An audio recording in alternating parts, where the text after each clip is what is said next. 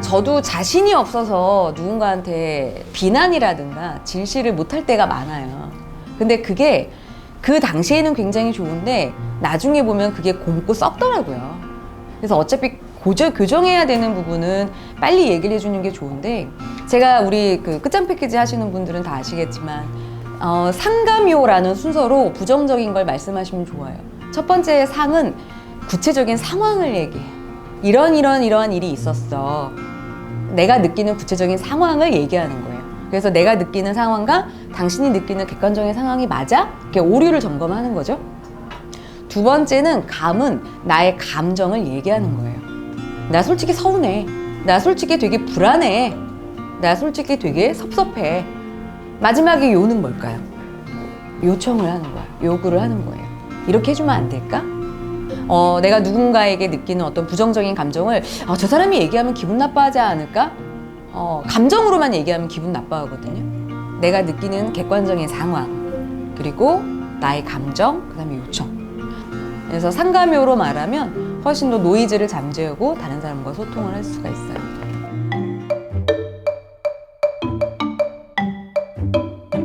저도 자존감을 좀 높이기 위해서, 저도 자존감이 저는 좀 낮은 편이고 저는 열등감이 되게 많아요. 여러분 놀라시겠지만 저는 외모에 대한 열등감이 상당히 심합니다.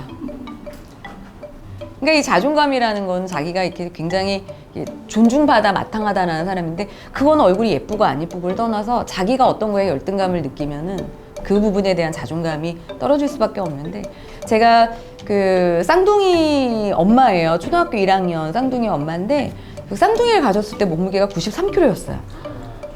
근데 제가 그걸 3개월 만에 30kg를 감량을 했거든요. 그 외모에 대한 열등감 없이는 그렇게 할 수가 없어요. 뚱뚱한 내 모습이 너무 싫으니까요.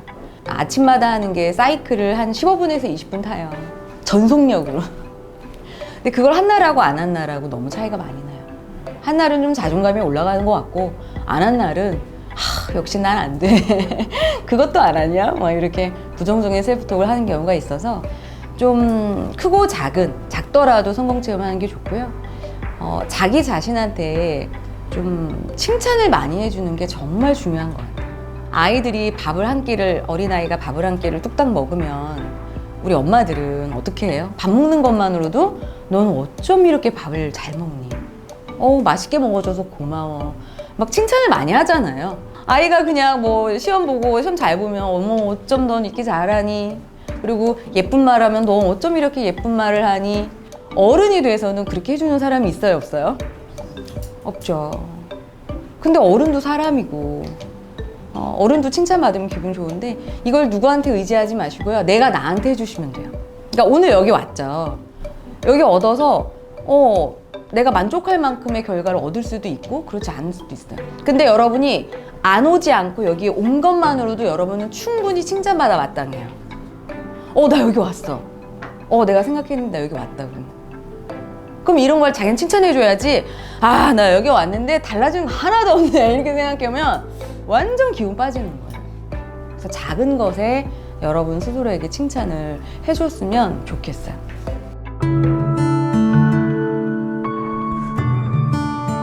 이게 이제 말을 해야 내가 이건 실수구나. 이렇게 말하면 상대방이 상처받는구나. 내가 이렇게 말을 하니까 상대방이 되게 좋아하네? 이런 것들을 조율했어야 되거든요. 내가 이렇게 말하면 상처가 될 수도 있고 오해받을 수도 있고 나 어떻게 말하는지 모르겠어 하면서 거의 말을 안 해본 경우에 해당이 돼요. 그러니까 나와서 발표를 어떻게 해야 잘하는 건지에 대한 기준, 그리고 사람들한테 대화를 어떻게 해야 되는 그 기본적인 기준을 지금 만들어야 돼요. 내성적인 사람도 그런 기준이 확고하면 되게 행복해요. 그러니까 우리 사회가 외성향적인 사람이 행복하고 내성향적인 사람은 좀 대우를 못 받고 재미없을 것 같죠? 절대 안 그래요. 내가 내성적인 거에 만족을 하고, 나는 내성적이지만 나는 외향적인 사람들도 이해도 하고 어울릴 줄도 알아. 그러면 내성적인 사람이 제일 행복해요. 근데 나는 내성적이면서도 나에 대한 어떤 기준, 타인에 대한 기준이 없으면 좀 외롭고 고독할 수 있다는 거죠. 기본기부터. 그래도 처음 스피치를 배우는데 임유정 걸 배운다.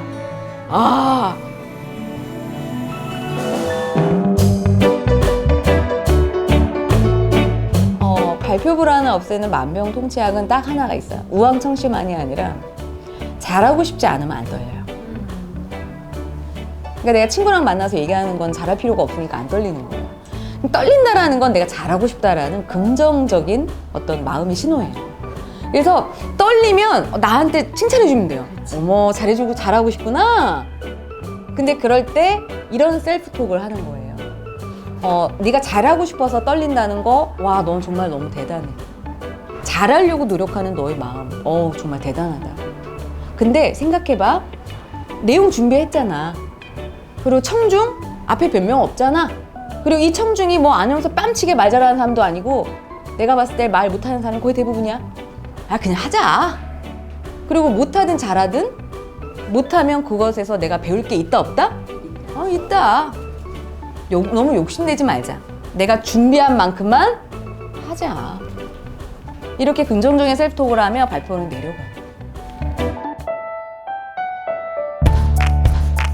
목소리가 떨리시는 분들을 보면은 첫 번째는 내 톤을 못 찾아서 C 스팟, 이 갈비뼈의 중간에 있는 내 그 부분을 누르면서 하는 내 톤을 이제 찾으면, 왜냐하면 떨린다라는 것은 우리가 하이를 신고 뛰는 거랑 같아요. 근데 낮은 플랫을 신으면 편한 것처럼 지금 내가 낼 수 있는 톤보다 높은 음을 내시기 때문에 떨릴 가능성이 되게 많아요. 그래서 좀 톤을 내리고 내 몸에서 가장 최적화된 공명이 나오는 그 지점을 내가 느껴야 되는데, 이번에 저희가 나온 발음이가 그 지점을 되게 잘 찾아줘요. 그래서 톤을 좀 내리면 더 좋고요. 두 번째는 음성 떨림으로 말하는 분들이 이렇게 보면 그 음성 떨림에 익숙해져서요. 음성 떨림이 없으면 이상하다고 생각을 해요. 그래서 습관적으로 그 음성 떨림을 즐기면서 말하는 경우 되게 많아요. 그래서 이렇게 하면 되는데 일부러 이건 내 소리가 아니고 이래야 내 소리라고 생각을 해서, 그러니까 우리 감기 걸리면 목이 쉬잖아요. 그럼 그때 힘을 다 빼고 알겠어, 내 목을 달래면서 그렇게 해, 이렇게 말하면 목이 쉬는 게 금방 나아요. 근데 우리 대부분 목 쉬면 어떻게 하는지 알아? 야, 내가 목이 쉬어가지고 말이야. 그러니까 목이 쉰 걸 건드리면서 얘기하는 게 훨씬 더 이렇게 편안하다고 안도감을 느끼는 사람들이 많더라고요. 안 떨릴 수 있는 그 채널이 있는데 자꾸 그 채널로 안 가고 다른 내가 갖고 있던 이 습관의 채널로 가는 경우가 되게 많아요. 운동을 해서 심장을 좀 뛰게 하면 훨씬 더 이렇게 심장 박동수가 좀 받쳐주는 게 있어요. 그래서 그것도 좋고요. 그리고 내가 좀 부족하다고 생각이 들거나 내 앞에 되게 그 갑이 있거나 좀 청중이 많거나, 근데 어느 상황에서 떨리는지를 좀 보고요. 그 청중한테 계속 말하는 훈련. 그리고 중요한 건 말을 하기 전에 그 네이버나 이런 데 보면 청중 이미지 사진이 있어요. 정말 무표정 있는 사람들한테 발표를 한다 그러면 무표정한 표정을 치면은 사람들이 무표정 표정한 사람 되게 많이 나와요. 그럼 그런 사람들 앞에서 리허설을 몇 번 해보면 현장에 가잖아요. 그럼 날 보고 웃는 사람 한두 명 있다 없다? 있다. 오히려 안도감이 느껴져요. 그래서 이 청중 이미지를 하시고 목소리 그 트레이닝을 많이 하시면 좋을 것 같아요.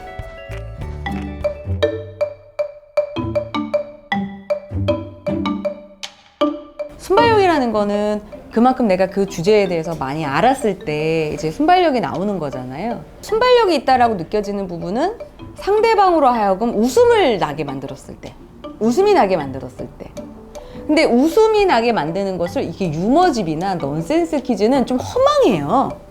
근데 만약에 제가 몸무게 93kg까지 쪘었거든요. 근데 제가 3개월 만에 이거 30kg 이거 감량했어요. 여러분, 스피치 강의보다 어떻게 다이어트 했나 이게 궁금하시죠? 네. 자, 지금 이렇게 얘기했어요? 여러분 웃음 나왔어요? 안 나왔어요? 나왔어요.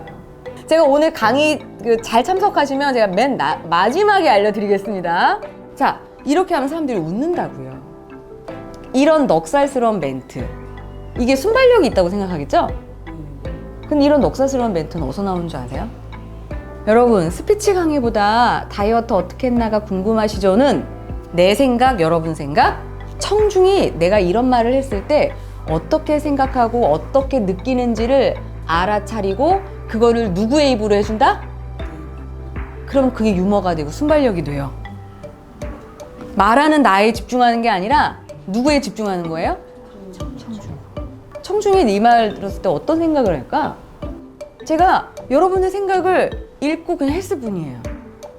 그만큼 내 컨텐츠를 완벽하게 준비를 했을 때 상대방의 마음을 또 여러 번 이걸 해봤다면 상대방의 마음을 더 잘 할 수 있어요. 저는 그래서 화청일치가 가장 좋은 스피치라고 생각하거든요. 화자와 청자가 어떻게 되는 거? 일치되는 거. 내가 생각하는 걸 그 사람도 생각하고 내가 보는 걸 그 사람도 보고 내가 느끼는 걸 이 사람들도 느낀다면 굉장히 노이즈 없는 건강한 스피치가 돼요.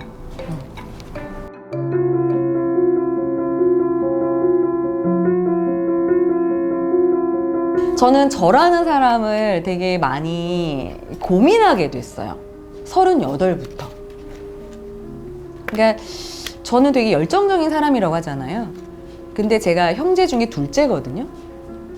근데 항상 오빠로부터 비교를 많이 당했어요. 한 살 위 오빠랑. 그래서 열등감이 아마 내가 이제 둘째고 사랑을 충분히 받지 못했다. 그래서 누구한테 사랑받고 인정받고 싶은 욕구가 되게 많았어요. 어렸을 때는 부모였고 선생님이었고 그래서 공부를 하고 이렇게 방송을 하게 된 것도 어떻게 보면 내 의지보다는 부모님과 이 선생님한테 잘 보이고 싶은 욕구가 되게 많았어요. 결혼을 하니까 누구의 인정을 받고 싶었을까요? 근데 또 아이를 낳으니까 누구의 인정을 받고 싶을까요? 아이. 또 일도 같이 하니까 그러니까 내가 인정받아야 할 대상이 예전에는 그냥 엄마 한 사람 아니면 뭐 아이를 낳기 전에는 남편 한 사람. 근데 아이를 낳으면서 부모와 함께 살게 됐고 내가 정말 너무 인정받아야 할 세상이 너무 많다라는 걸 알게 됐어요. 처음엔 노력했어요. 근데 나중에는 번아웃이 돼버렸어요. 나 더 이상은 못해. 그러고 나서 제가 누구 중심의 삶을 한 2년 살았는지 아세요?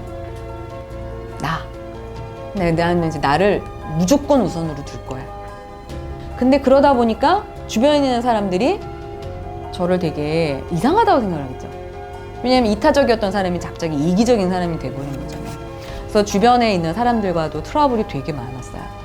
근데 중요한 건 내가 나를 챙기면서 사는 게 한 2, 3년 이렇게 살아보니까 제가 스스로 행복했을까요? 불행하다고 생각을 했을까요?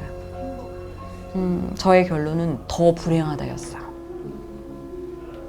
내가 나로 사는 거, 나로만 사는 것도 답이 아니구나. 남을 위해서도 살고, 나를 위해서도 살고, 이게 보편타당한 어떤 함께 살아가는 기준들이 있잖아요. 그 기준을 위에 놓고 거기서 내가 움직이고 내가 타인을 바라봐야지 그냥 나만 행복하는 게 인생이 아니구나라는 것을 이제 깨달았어요. 근데 중요한 건 뭐냐면 예전에는 남한테만 맞춰 살다가 나만을 맞춰서도 살아봤잖아요. 지금은 함께 살아가는 게 맞다고 생각을 하거든요. 예전만큼 누구한테 인정받으려고 노력할까요? 안 할까요? 안 해요. 이제는 내가 싫은 건 안 해요. 그리고 그 싫은 거를 왜 안 하냐고 얘기하면 당당해요. 이거는 함께 살아가는 거에 맞지 않아. 그건 나한테 되게 무리한 부탁이야 라고 얘기를 하더라고요. 그래서 지금은 남을 위해 살 때, 나를 위해 살 때보다 이 두 가지를 공존시켜서 함께 살아가는 방법을 아는 지금 저는 너무 행복한 상황이고 하루하루가 축복이고 감사하다는 생각이 들어요. 제가 또 고민했던 게 한 가지가 내가 왜 일을 할까였거든요. 그 고민도 한 2, 3년을 했어요. 근데 지금은 제가 해야 하는 일에 대한 이 삶의 의미와 가치가 확실히 생겼어요. 예전에는 솔직히 돈을 벌기 위해서 했어요. 근데 어느 순간에 돈이라는 거를 전 되게 욕심이 많은 사람은 아니어서 내가 이걸로 막 건물을 사야지 뭐 해야지 막 이런 게 아니거든요. 근데 그게 이루어지고 났을 때는 되게 허탈했었어요. 그래서 굉장히 많이 힘들었었고 근데 지금은 내가 누군가를 위해서 어떤 물질을 바칠 수 있을 정도?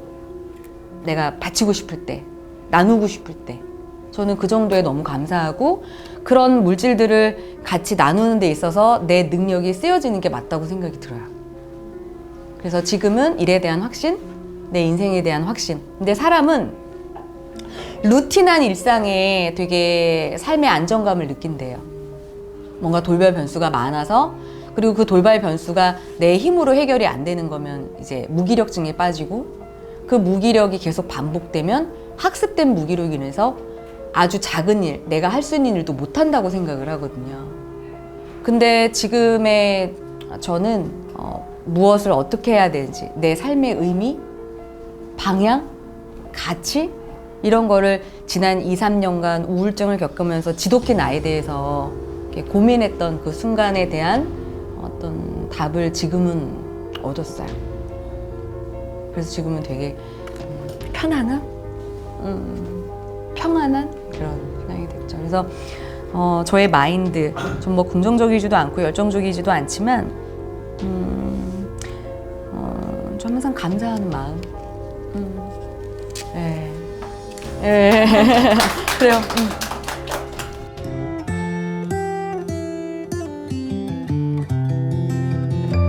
그러면 세 가지 솔루션 드릴게요. 하나는 문장 자체를 쪼개세요. 그러니까 뭐뭐해서 뭐뭐했지만 뭐뭐했음에도 불구하고, 이게 아니라 그냥 주어와 동사로만 문장을 구성하세요.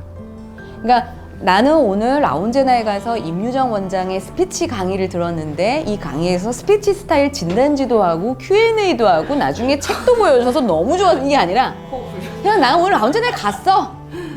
그냥 주어 동사. 강의 재밌었어. 진단지도 했지. Q&A도 했다. 그리고 나중에 책도 소개하더라. 알찼어. 그러니까 그냥 문장 가치를 쪼개세요. 그리고 두 번째는 미괄식이 아니라 뭐 문제 얘기해? 두 갈씩. 토크 콘서트 아주 좋았어. 다음에 또 가야지. 그럼 왜? 이런 것도 하고 이런 것도. 그래서 약간 내가 하고자 하는 말을 좀 이렇게 두 갈씩으로 하는 방법이 있고요. 세 번째는 좀 용어 자체를, 그러니까 좀 어려운 걸 쓸 수 있어요. 좀 사람들은 어떤 팩트, 사실보다는 이게 스토리를 넣어서 말하는 걸 좋아하거든요. 그래서 상대방의 머릿속에, 예를 들어 라운제나 신촌점에 갔어, 이거보다는 그 신촌역 있잖아. 신촌역 6번 출구로 나오면 바로 서강대 바로 옆에 있지. 거기 1층에 올리브영인데 그거면 6층이더라. 사람들이 머릿속에 그려지는 거예요. 이게 스토리텔링이거든요. 그래서 조금 더 사람들의 머릿속에 그림이 그려지고, 너무 단어 위주로 말하지 말고 어떤 배경이라든가 인물, 사건에 대해서 조금 더 스토리를 넣어서 설명하는 게 좋아요.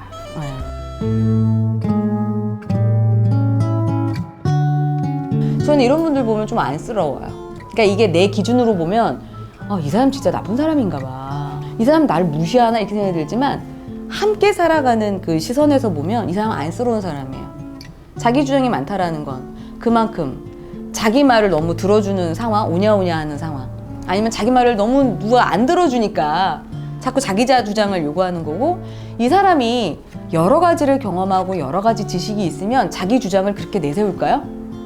자기는 이거 없으면은 안 되는 사람이잖아요. 그러면 우리는 스피치 배운 사람이니까 좀 안쓰럽다.